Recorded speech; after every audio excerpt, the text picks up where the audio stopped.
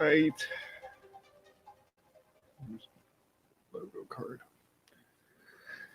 All right. What's going on, everybody? It is time for BowtieUP Live. And thankfully, one of my good friends has decided to join me here because I just realized I didn't quite figure out what I was doing before I went live. I kind of did, but you know. These things always just seem to work out. But welcome to the show, Gary. How you doing today? I'm doing pretty good, Lee. Taking it easy. I'm, doing odds and ends, avoiding mental hernias today. So, avoiding mental hernias. Okay, that sounds like a topic in and of itself. What's that all about? Oh, it's like you got to serve the client, total dedication. Staring at the keyboard till drops of blood break out on my forehead, and then I know what to type.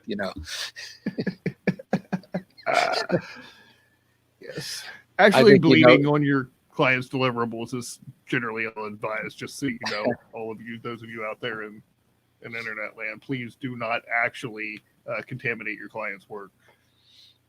That must be why my course on copywriting isn't selling very well. No. You're selling the blood, sweat, and tears. Is that what it is? That's correct. Yes. Oh, yeah. Right. Actually, that was a joke, folks. I do not have a course on copywriting. I rely on people like Lee. He relies on people like Lee. He's sane, though, really. You know what we could have started with? I forgot we even had pre-show unicorns. So we could do pink fluffy unicorns dancing on rainbows. Pink fluffy unicorns dancing on rainbows. Pink fluffy. All right, enough. Where do you find this stuff? Oh, the inside of my mind is filled with grimy back alleys and felonious thugs and things that go in the night.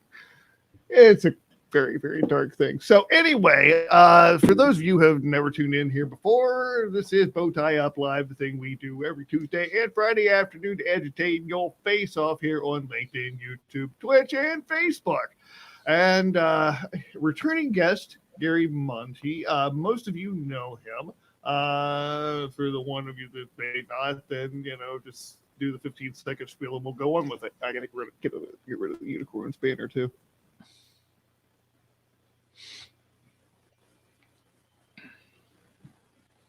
Much better, much better. Okay. All right. So what do we get into today? We've got a few minutes here before we get into Daryl Perry's show. Now, this is going to be business with benefits. I have not been on this show. In fact, other than going back and forth on private messenger, I've never really had a conversation with Daryl, but I have a feeling it's going to be a good one. And he's a bow tie guy too, And so he said, well, we need to have another. Why keep our bow ties separate? Let's just have two bow ties on the same show. And I was like, that's too many bow ties. But we sorted it all out. We think it's going to work, and we're going to try to do it without breaking the internet. So that's pretty cool. Cool. All right. So, if you have a jumping off point today, feel free. If you do not, I've got a couple things we can get started with that I think you will enjoy. I'll go for it. Just go for it? Okay. Yeah. But this is And I have to admit that, what in the mornings and then in the afternoons before the show, I go for a walk around the apartment complex, and sometimes out in the neighborhood beyond that. And one of my favorite things to put on is old Alan Watts lectures, set to chill hop music. Mm-hmm. And so I call it Walks with Uncle Al.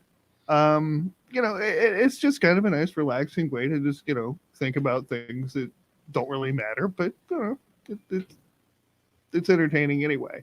So this is what one of the quotes that came up today, and it just seemed to me that I was like, oh my gosh, that's just got a ton of implications for people who are developing as personal brands and developing as businesses today, because we're all vying for the same eyeballs.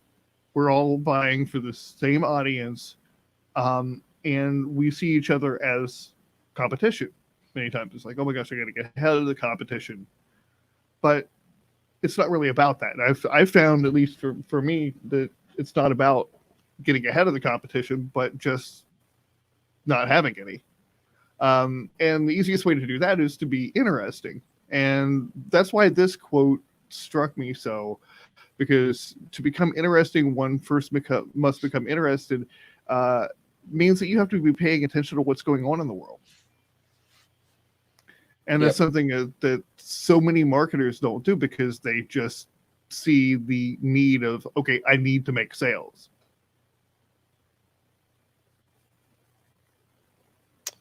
Unfortunately. Mm-hmm. Yeah, that the way I like to think about it is take that test that I need sales frame of mind, and go to a party and imagine yourself. You can do this as a thought experiment. Imagine yourself behaving at the party the way you behave online when you're saying, I have to have sales. Who on God's green earth would bother to talk with you? Nobody. Well, yeah, exactly. No. The wackadoos. I mean, yeah. There are people who would talk to that just because they feel lonely. I've met those people. They're wonderful people generally, but they have too many cats. 2 shows ago we were talking about this, that you just want to talk with somebody. I mean, that's what it comes down to. And well, I guess that's it. That's a complete sentence. You just want to talk with someone. And to talk with someone, the best thing to do is start by asking a question, which is the second half of the Alan Watts quote. One must first be interested. And, it's not difficult. Do you have a favorite grandparent?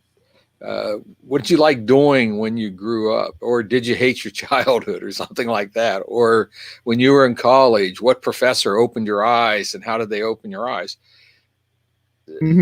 This isn't rocket surgery. The challenge is, what most of us want to do is, you prospect, you reveal yourself, and you show your vulnerabilities. But I'm going to have the drawbridge up. The moat's going to be filled with alligators, and I've got a 6-foot thick wall for me. So you be vulnerable, but I'm going to protect myself on this side of the screen. Why would anybody buy anything from you? Right, exactly. So I find that the being interested part comes into play a lot when I'm writing copy, because it's so important to be able to dive into their world and see what's really going on there. I tell people all the time that assumptions kill copy. Assumptions kill marketing in general. Which flows into unlearn something every day, because you need to be unlearning what you think you know about yourself, your client's prospects, the marketplace. It's those assumptions that make us take shortcuts, and those shortcuts don't make connections. So it's important, and it's really hard to dive into somebody's world if you're not genuinely interested in that. That's why when people talk about wanting to niche as copywriters. It's like, okay, well, what really gets you going? What projects do you want to dive into that you just can't wait to get work? But look, it's not going to be like that every day, no matter what you do. Don't, but by and large, there are projects that I really enjoy I dig working on this. And there are projects that you're like, I need the money. So, okay. But, focusing on those ones that you really dig and you're really passionate about is so important, because you put so much more energy into it. You're so much more interested in the topic itself. And if you can transform that into being interested in the end users and how you're solving their problems, what's going on in the world, then you have basically no competition. Right. And unfortunately, at least in the United States, our education system and our sales training has nothing to do with what you just said. It's more of a shame-based approach that if trying to connect with 50 people on LinkedIn didn't work, then connect with 300 people on LinkedIn. And I think most of us succumb to a shame-based approach when it comes to developing our brand. So consequently, we're trying to lead with one foot in the grave already. Because, that's an interesting metaphor. And so it doesn't work because people instinctively pick up on the insecurity that's associated with being aggressive about feeling, you just got to make 8 million connections. Mm-hmm. One of my favorite guiding lights is red green. I don't know if any of you are familiar with the Red Green Show. It's on the Canadian broadcasting system. That's probably like from 10 or 15 years ago. The show is absolutely hysterical because it's based on what Lee was just talking about, erroneous assumptions. And the show is just absolutely hysterical. But I want to pick up on what you were saying, though, Lee. One of Red's favorite lines is, what are the 3 hardest words for a man to say? And most people say, I love you. But no, it's not that. It's, I don't know. And I like what you're saying, Lee, because what would happen if people, yes, the rent is due and you're getting tired of peanut butter and jelly. But what if you just had a childlike curiosity, admitted to yourself, I don't know, and started exploring, I don't know, and see where that goes, rather than saying, oh God, I don't know. What am I going to do? Oh, let me take another course for $800. And okay, explore, I don't know. What does that mean? It means backing off and actually just sitting with a sense of wonder. Like, you know what? I really want to sell these widgets that I've created, but I really don't know how to sell them. I don't know who my market is. So what if I just started conversations with people saying, I created this widget and I think it has value, but I'm not sure what to do with it. Most people love to give advice. Most people love to help. So you could start marketing yourself by just asking people, what do you think of this widget? What do you think I could do with it? I mean, here's what my intent was, but when you see my widget, what comes to mind for you? That's a zero pressure situation. It actually encourages people to be vulnerable, to open up and just talk. Now don't jump on that vulnerability, but just keep on asking people, just, what do you think of my widget? What do you think could be done with it? Does it need mud flaps and fur dice, or, and a certain number of the people that you do this with are going to say, tell me more. And, that tells you a lot about the audience that you can serve. When you hear tell me more, that's a good indication that that's somebody that you can help that has a real problem that you may not have it exactly right yet, but they're at least somewhat emotionally invested in solving that problem. Boy, that's a really good point. I hadn't thought of that, but you're right, because I'll use that a lot. I'll just tell people when I don't know, tell me more. But I like the way you're posing it, Lee, in that the person that's gracious enough to spend some time with your widget invention, well, they're showing caring by saying, tell me more. And now you as the seller, now you have to get more vulnerable, because what could help you is opening up the journey as to why the widget was created to begin with, because that's actually what's being pursued. Is I created this widget because I thought it would have value X. But let's get back to that word assumption. But here's the assumptions I made. This is what I thought would make things work. So all of a sudden, you're not talking about the widget anymore. You're actually, as two people, you're connecting, because you're telling the person who's offering help, this is why I feel this widget does something for society, or I just think it's a lot of fun and people don't have enough fun, something like that.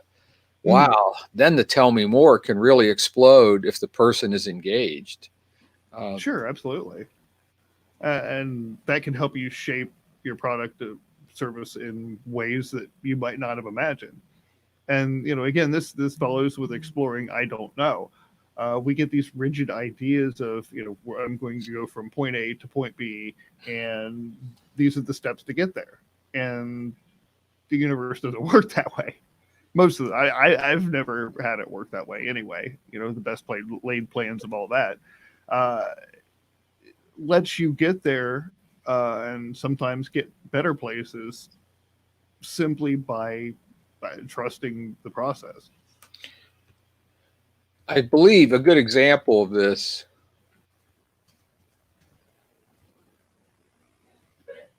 is the origin of the Frisbee. The origin of the Frisbee. Okay. Yes. Tell us about. I was told this by a friend who, this might be an urban legend and it may not be true, but what he had told me was here it is. It was William Frisbee of the Frisbee Pie Company. The Frisbee started from pie plates. So there was that natural curiosity, and it just, it piqued that cat inside of us that's curious, like, hey, what's this about? And what I like about that is, and I brought up the Frisbee I was hoping that example jars the viewer into thinking, wow, I need to strip away all the assumptions I've made, because I just saw a pie plate. Well, wow, you got to go into another universe now to see that pie plate is the precursor to the Frisbee. Nice. Very nice. And we are going to stop for just a second because I have a guest to add to the stream, the one and only Adam Sinkus. Adam, are you ready? 3, 2, 1. Teletransport begin. What's going on, Lee and Gary? Hey, Adam. How you doing, my friend? Oh, I'm doing wonderful. It's Friday. We've survived yet another week. Yes. Absolutely. It's been quite a week. And so, Adam and Gary, I don't know if the two of you have met. No, I don't think we've met. Okay. Hi, Adam. I don't think so either. How's it going? Thanks for having me on, Lee. Absolutely, man. Glad you jumped on. Just got a note from Daryl. I'm going to be going live on his Business with Benefits live stream at 4. He says, hey, can we do a warm-up 3:45? So we're going to lock this out at 3:40. Just to make sure I get enough time to jump over there and get on his show. If you have not connected with Daryl Perry, I'm going to grab his link while you guys are doing your thing here for a minute and put it into the stream so that you can go connect with him before the show. Cool. Awesome. Yes, I was going to say, I love what you're talking about with knowing your customer. I actually had a really good conversation with a gentleman yesterday on winning tactics about kind of the same topic, and always thought it was interesting when you start to bring a product to market and you think you know where you're going with it, and you get to the market and the market says, nope, wait, hold on, pause, that's not really an issue that we're having, and so I always like to start off with a lot of conversations around concept in the beginning, as opposed to, fully bringing something to market, fully being ready to bring it to market. And just, even if you offer it free, super discounted rate, whatever to a sample of people, I found really good success in building an understanding of how it fits in the market that way. So. But yeah, no, I understanding your customer, understanding who your customer is something that I don't think a lot of businesses go deep enough in. Avatar is the avatar concept is absolutely fantastic, except that people stop with, well, my ideal customer is a 35-year-old male that owns a business. Well, there's about 50,000, 60,000 35-year-old males that own businesses, and that's not nearly specific enough to understand what their true needs are. So, Gary, I'd love to hear your thoughts on that as well. Well, for me, since I work in change management, I basically look for suffering. Because what happens is my ideal client, my avatar, is someone who's been successful with the skill set upon which they started their business. And the thing is, I actually have a very strong psychological and spiritual bent. What most people don't know is your strengths will take you to the weakness you've been hiding up in the attic. And so that's where I come into play. And so that reflects itself in, we've tried to add a 7th location for 4 years now, and we can't seem to, or sales have plateaued. And, we've done sales training classes and nothing's happening. And so when there's that mystery, when they're totally flummoxed, that's where I come into play. So for me, I really like what Lee opened with. If I want people to be interested, to open up to me, I need to be interested myself. And I learned, and by the way, I like to tell people what to do. I love to tell people what to do. I teach a lot. But the thing is, the curiosity is what's needed. And I had a long, painful road to asking questions. And what's funny, I practice Buddhism, and I always distinguish the East from the West. And the West is always focused on the answer. The East is always focused on the question. And my practice changed when I switched to questions, which made me very angry because I wanted to hold on to my assumptions. Then I had to learn to ask open-ended questions instead of closed questions. And Adam, what's really fascinating about that was I was wondering why I was having such a terrible time with sales and marketing. It's because I was, in a way, being a jerk. And that led me on the distinction between a mission statement and a vision statement. I had taken a marketing course that was very good. The instructor, she was really good, but God, she just pounded the snot out of us. And we had to make mission statements and vision statements. And no one could do a mission statement because when they went to do their mission statement, they just talked about themselves more, which is what the vision statement is. So the mission statement's out in front of the curtain. You have a problem. Are you interested in a solution? And then behind the curtain is, this is how I'm going to do it. And I'm going to make this much money and I'm going to have employees or whatnot. And it was one of the most fascinating classes I took because I wasn't as practiced in letting go of assumptions as I thought I was. I was really focused on myself. And I thought if I focused on myself hard enough, people would want to work with me. Good luck with that. I am.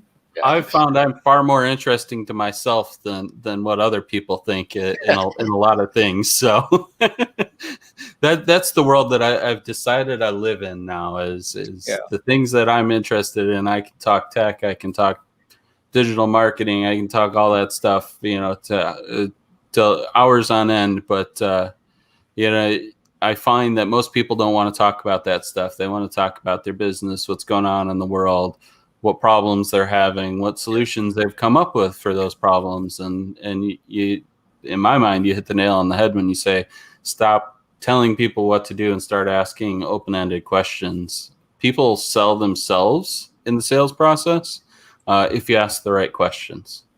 That's my experience. Well, that's gold right there. I stole that from my business partner. So Josh Russo, if you're listening, that's for you, buddy. I had a therapist as a partner for 4 years, and she taught. I learned a lot from her. She was terrible at sales and that, but I got to learn more about the human dynamic. And one of the things that I learned was Imagine you were trying to start a romantic relationship the way you're trying to sell yourself with your business. Why would anyone want anything to do with you? Hey, if I told you what I'm about, you know, you know how lucky you are, little lady. Here I am. You know, come on. You know. I love it. You know, what's hilarious about that is every day I ignore probably 5 to 10 messages on LinkedIn that are exactly that. It's, hey, so I saw your profile. You should buy my stuff. Oh God, yes. Yeah. You know, it's like I can't wrap my head around it. My response now is I reverse sell them. Hey, I saw your sales approach, and I'd love to offer you some sales training at $75 an hour. Oh, fantastic! Has it worked yet? It has not, but it takes about 3 seconds to write that on there. And you know what? Sales is, at the end of the day, it's a numbers game. So somebody eventually might go, yep, I'll pay you $75 an hour to. Earlier this week, I got a new copy brand new university member from that first time. My goal is usually just to piss people off, but you know, you do a fine job at that, yeah, I actually had somebody come back and say, "Tell me more." Yeah, right, here you go. And they're like, "Okay, this makes sense. I've been doing it wrong." Mm-hmm. Yep. Yeah. You know, that's it, right? At the end of the day, if they think that that's a great sales tactic, I'm going to use it on them, and hopefully they'll be like, "Hey, cool, I want to learn more," and then I make a few bucks and. They get a little bit of they stop spamming LinkedIn, and one person from that list is gone. That is absolutely true. Now, on the flip side, I had a guy told me that was a completely slimy sales tactic, and that I was entrapping people by doing so. These poor saps who are they're just out there doing their cut and paste thing, just minding their own business, and I've ensnared them in my little trap and tried to reverse it. Of course I'm going to. You're in my house, my rules. I love it. You know, starting to wake up. You got me thinking there. In terms of being interesting, another one of my sucky experiences was I worked like crazy on my elevator pitch, and it just didn't really go anywhere. And Jenny and I would go to parties or whatever, and people would say, "What would you do?" And I start giving my elevator pitch, and with about 3 to 5 seconds, our eyes would start glazing over. So one of the things is type-wise, I'm INTJ, and INTJs are good at flipping universes. It's like, let's just turn this inside out and try something totally different. And I'm also very snarky. And so so I put it together one night, and I was just so frustrated when someone said, you know, "So what do you do?" And I cringed, and I just said, "I do adult daycare." I got this boss, blah, blah, blah, blah, blah, blah, blah, you know, and these employees I'm working with. And it's like, Jesus Christ, Gary, why didn't you think of this like 15 years ago? And what I found is, you know, it's like when I was doing English Lit in college. Why are the tragedy mask and the comedic mask always together on the theater marquee? It's because they're both the same. It's the collision of universes.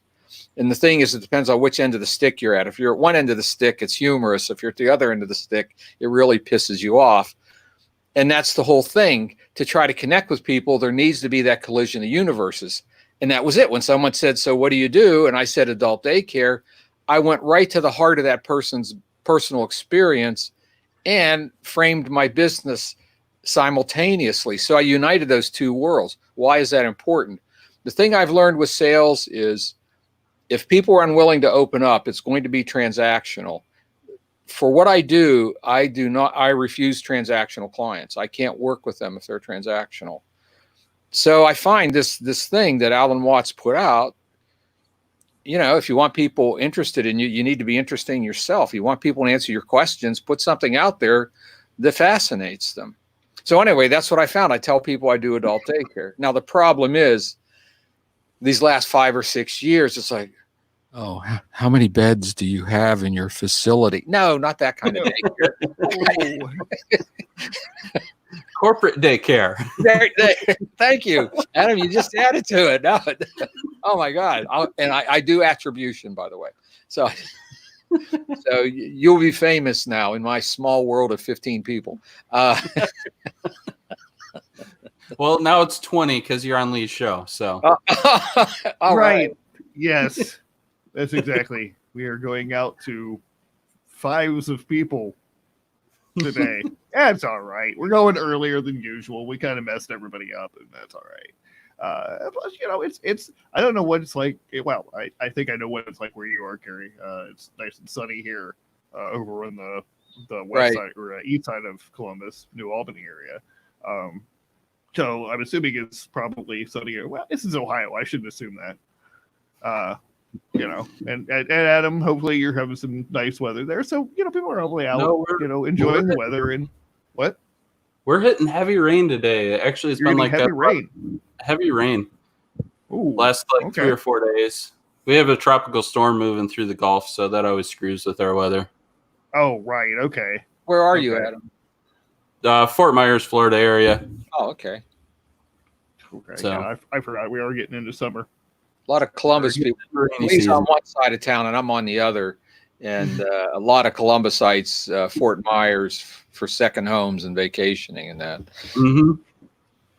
Yep, we are vacation central. So, but yeah, no, it's what you're talking about introducing yourself in your elevator pitch, and I absolutely love your elevator pitch. By the way, I want to tell you that I think it's fantastic. I go to a lot of networking events, and so many people come up and introduce themselves. Hi, I'm so and so, and I work at. Like, well, that's great. Okay, cool. I mean, this is a business event, but like, I could care less where you work. I want to know what you do, what you're about. I want to learn about you as a person. And so and it's the same thing. Same thing happens a lot on LinkedIn as well. People are like, hi, I'm this, and this is what I do. And it's like, no, okay, cool. I can read that on your profile. I can learn all that stuff really easy. But stopping and taking a step back, I go, hi, my name's Adam. What's new and exciting? That's my opening line. I stole that from a buddy of mine, Jordan Paris. Nice. But the purpose of that question is it gets people thinking about you. You want to tell people what's new. What are you new that you're working on, and you don't want to tell somebody, oh yeah, I filed 12 reports today. Right. So you find those exciting things. It elicits an emotional reaction, which then changes the whole dynamic of the conversation. Nice. A friend of mine, I like what you're saying. A friend of mine moved to New Orleans, and I got to see him after several decades. And he told me something fascinating. First off, this is pre-Katrina. Front porches are very important in New Orleans because people hang out on their front porches a lot. And there is a really nice etiquette there. People will talk and know each other for years on front porches and not know what their job is. Mm-hmm. Because at the end of the day, the purpose of the front porch is to kick back and be around people you can trust. And, you're good at crayfish, I'm good at pasta. Let's find a sauce and we'll mix the two together. And that's how the front porches go, how they did pre-Katrina, if there's any front porches left, aside from the super rich. And I think that ties into what we're talking about, because you stimulated that for me, Adam. It's like, why don't we just talk? Because in the end, commerce is one person meeting another person's needs. That's all business is. So get to know the person, get to know what they need. And the other piece I like to add to it, because I work in change management, I talk up the hierarchy all the way up to CEOs and chairmen at times. And one thing I found is loneliness and the fear of being seen. Those are two things that I run into routinely, that many people feel they have to have the Facebook face. Mm-hmm. So sales is actually extremely difficult because you want to entice people to drop the mask and actually just talk with you. And I liked your question because, you know, like, what's new and surprising? Well, 99% of people say, my life is so boring. There's nothing new and exciting, but that still leaves an opening. Like, oh, It come does. on. So tell me more about it, because your life can't be any more boring than my life is. So why don't we see who falls asleep first? We'll have a contest here. Very nice. Very nice. All excellent tips and insights. I really appreciate that. Now, we are going to have to wrap this up and do final tips. And I want to say hello to Daryl Perry. I see he's popped in there. He says, Team Live. That's right. So we're going to be wrapping this up and then going on over to Daryl's Business with Benefits podcast at 4:00. So you know what happens now. If I can find the right banner, you know. Final thoughts. There it is. All right. You get 30 seconds and probably not much more to say your final thoughts and so forth and so on. And Adam, since you joined in last, we'll put you on first. All right. So, final thoughts. Start with relationships, sales, meeting people, networking in business is all about building relationships. So start with building relationships, ask those open-ended questions, and don't focus on the things that are easy to find, like where somebody works and what they do for a living. Find out about their family, their friends, and and anything else that's important to them in life. That will take you much further in the sales process, much quicker by starting there. So final thought, build relationships, then build sales. Awesome. Thank you very much. And Gary, you are up next. Let me straighten my tie. I don't have on. Okay. Yeah. Well, first off, I got to talk with Lee, and that's always a hoot. Secondly, I got to meet Adam, which I want to, keep on talking with you, Adam. I think that's the first most important thing. The other thing is to remember, a question that was put to me by an experienced salesperson: how would you talk to your grandmother about this? And I got to tell you, it's one of the best pieces of advice I got, because what Adam was talking about, that human component, if you can't identify the human component within yourself, shut up. Don't open until you're ready to open your heart. Well, it's like I teach podcasting. It's from the heart to the head to the tongue. If you go from the head to the tongue, you're going to be drier than mummy dust. It's from the heart to the head to the tongue. So you need to be in touch with yourself to make that connection with other people. And that's when the sales doors open, if they're there to open. So that's my story, and I'm sticking to it. All right. The heart, the head, the tongue, committed to memory, people. The guy know what he's talking about here. All right. Well, since we're talking a lot about this whole thing, the idea of masks is coming up a couple of times. Gary mentioned the theater masks. The word person actually derives from the Latin persona, which means mask. So when you're trying to become a more authentic person, you're learning how to be a genuine fake. Okay, it's not really a greatest. So, look. Approach people like you are not intending to sell to them. I mean, sales evolve. They don't just happen. And, that comes from these relationships. And these types of relationships are what make shows like this possible, too. The people that I've connected with and become interested in and stayed connected with, that's allowed us to have no idea what we were doing and schedule a show at 3. Actually have people on the show and provide valuable content that you can take away and make your life better with. That's what developing relationships is done here. So I think it's really cool, and I'm glad that we had this conversation today. Thank you both for joining BowtieUP Live. I really appreciate it. Oh, my pleasure. I'm the one that got a lot out of this. So, I think we all did. And as always, I appreciate it, Lee. Well, I appreciate you, and have a wonderful weekend, everybody. All right. We'll see you later. Bye.